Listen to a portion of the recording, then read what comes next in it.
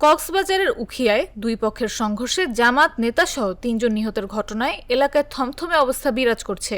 এ ঘটনায় নারী পুরুষ সহ ৪ জনকে আটক করেছে পুলিশ।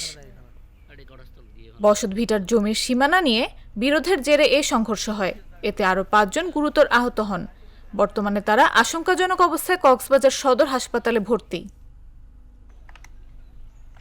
নিহতরা হলেন উখিয়ার কুতুংপালং পশ্চিম পাড়ার নাজির হোসেনের ছেলে মোহাম্মদ আবদুল্লাহ আল মামুন, একই গ্রামের মোহাম্মদ হোসেনের ছেলে আব্দুল মান্নান ও তার বোন শাহিন আক্তার।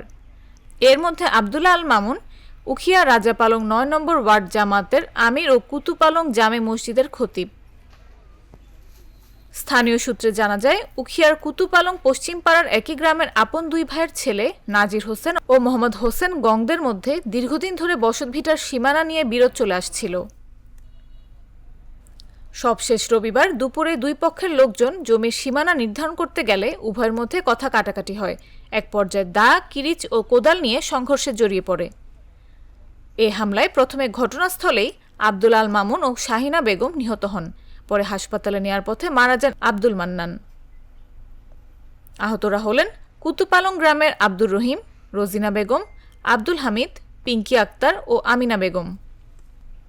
রাজাপালং ইউনিয়ন পরিষদের ৯ নম্বর ওয়ার্ডের গ্রাম পুলিশ মোহাম্মদ আলম বলেন, ৩ জন নিহতের ঘটনায় জড়িত থাকার সন্দেহে ২ জন পুরুষ ও ২ জন নারীকে তাৎক্ষণিকভাবে আটক করে পুলিশ।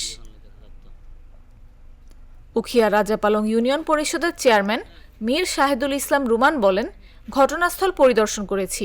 আপন চাচাতো জেঠাতো ভাইয়ের মধ্যে এরকম ঘটনা দুঃখজনক। তিনি আরও বলেন, এ ঘটনার সঙ্গে কারা জড়িত তা তদন্ত করে সবাইকে আইনের আওতায় আনা দরকার। উখিয়া থানার ভারপ্রাপ্ত কর্মকর্তা মোহাম্মদ আরিফ হোসেন বলেন, কুতুপালংয়ে ৩ জন নিহতের খবর পেয়ে ঘটনাস্থলে যায় পুলিশ। মরদেহ উদ্ধার করে ময়নাতদন্তের জন্য হাসপাতালে পাঠানো হয়েছে। এ ঘটনায় পরবর্তী আইনি ব্যবস্থা প্রক্রিয়াধীন।